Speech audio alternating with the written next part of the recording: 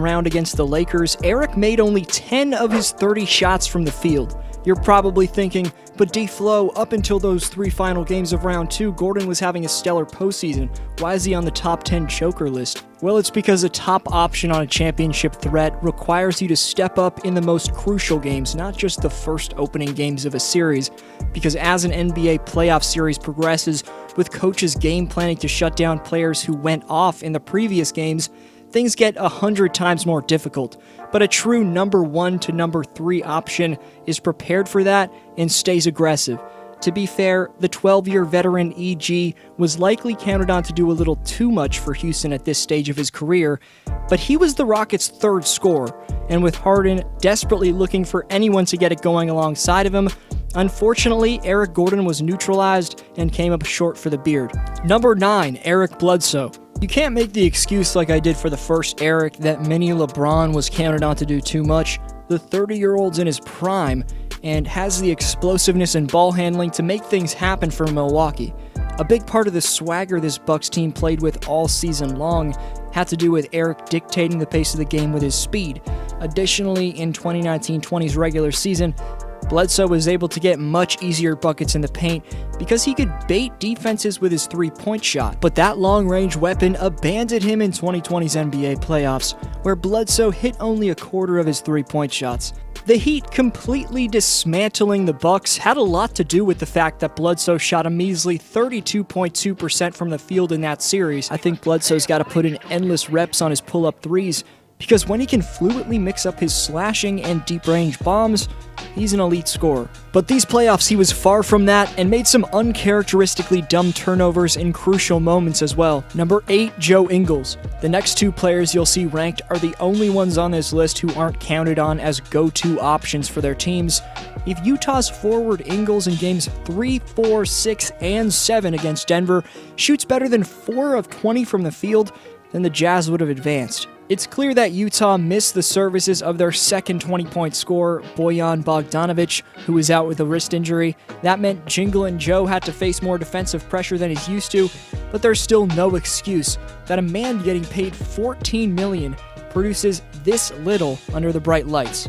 He failed to get lift on his jump shots even when he had wide-open looks, and his landing awkwardly after these lackluster three-point attempts.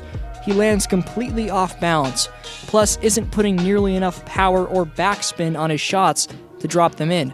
Ingles may have to slightly reconstruct his shooting release because it's failing him when he needs to be contributing the most. Number 7, Maxi Kleber.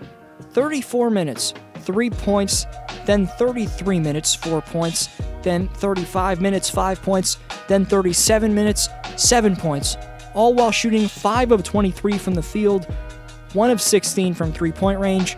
That's all the offense Maxi Kleber could generate from games 1 to 4 against the LA Clippers. Mavericks fans, I know your coach Rick Carlisle left him on the floor for that long because of his lateral quickness guarding the perimeter. But when you're as inefficient as Maxi was offensively, you become a liability to your team. Whoever was guarding Maxi for the Clippers was able to divert their attention to stopping Luka Doncic, which made it tougher for Carlisle's offense to thrive. Given his stats dropping off nearly across the board from the regular season, it's safe to say the Mavs power forward Kleber let the pressure get the best of him. Kleber was trusted to step into a bigger role with Kristaps Porzingis being out and averaged 6.7 points in 33.8 minutes. Number 6, Kawhi Leonard. Something didn't feel right in these playoffs. Last year, even though he's been known for showing a lack of emotion, it was clear Kawhi Leonard enjoyed playing with his teammates. Veterans Kyle Lowry, Serge Ibaka, Danny Green, and Marc Gasol meshed on the floor with Kawhi beautifully, but more than that, it was clear the Claw felt motivated and generally enjoyed producing for those guys. Fast forward to Uncle Dennis's decision to join the Clippers, and Leonard found none of that companionship with his new team in LA. Not only did the Clippers prove to be an extremely dislikable team with their playoff antics, but they couldn't hold their own without Kawhi going off. So because of that, and the fact that I'm a Raptors fan, it pains me to put Kawhi Leonard on this list. However, we've debated if Leonard's the best player in the league ahead of LeBron, so we have to hold him to those standards. The best player in the world doesn't let his team forfeit a 3-1 series lead, first of all, and only shooting 50% from the field in 2 games of a 7-game conference semifinal series doesn't put you in the same sentence as King James whatsoever. Shooting 6 of 22 from the field with 14 points in Game 7 is inexcusable as well. Despite that, I still think Kawhi is the second best player in the world. But Kevin Durant's coming back next year, so to maintain that status, Kawhi's going to have to be his Raptors self in the 2021 playoffs. Number 5, Giannis Antetokounmpo. This is a quick one. Yes, he injured his ankle, but the Greek Freak's lack of an in-between game and deep-range jump shot got the best of him these playoffs. From round 1 against the Magic to round 2 against the Heat, Antetokounmpo's numbers significantly dropped off. And given Giannis's non-diverse offensive repertoire, if you're a coach matching up with the Bucks in the playoffs, you can game plan for their best player fairly easily. Number 4, Russell Westbrook. After shooting his team out of yet another playoff series, it's time for the 2017 League MVP, Russ Brody, to evaluate where his career is headed. In round 2 against the Lakers, Westbrook shot an average of 5 3-point attempts per game, but only hit 8 of his 33 attempts from out there. Shockingly, 2020 was Westbrook's 6th playoff run, where he's averaged at least 4 3-point attempts per game, but shot below 33% from deep range. Russell's been taking the ball away from superstars his entire career, from driving Kevin Durant and Paul George out of OKC to now taking the ball away from James Harden. Westbrook needs to stop taking an excessive amount of low-percentage jumpers. KD, PG-13, and the Beard could have been a bit better themselves, and in some seasons, Westbrook didn't have the right supporting cast. However, there's no denying Brody's lack of a fundamentally sound, consistent jump shot and his urge to take a ton of attempts outside of the paint at the same time have killed his team's chances. Number 3, Marc Gasol. At first, Gasol made headlines for his weight loss, and everyone thought the Raptors were adding the prime Memphis Grizzly version of Marc.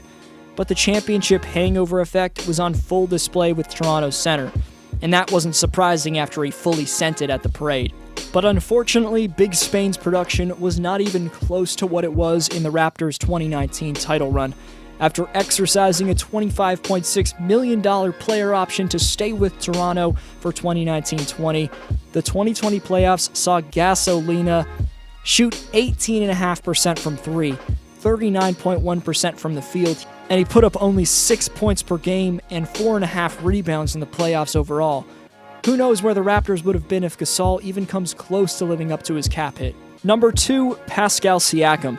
The regular season was a coming-out party for Spicy P, convincing those like myself that he was good enough with the pieces around him to get the Raptors out of the Eastern Conference. But it turned out Pascal Siakam just wasn't ready to provide like a number 1 or even a number 2 or 3 option. Having Kawhi last year opened up a lot for him, but he was also way more confident and visibly in better shape. This year, you could just see in his face that he wasn't himself.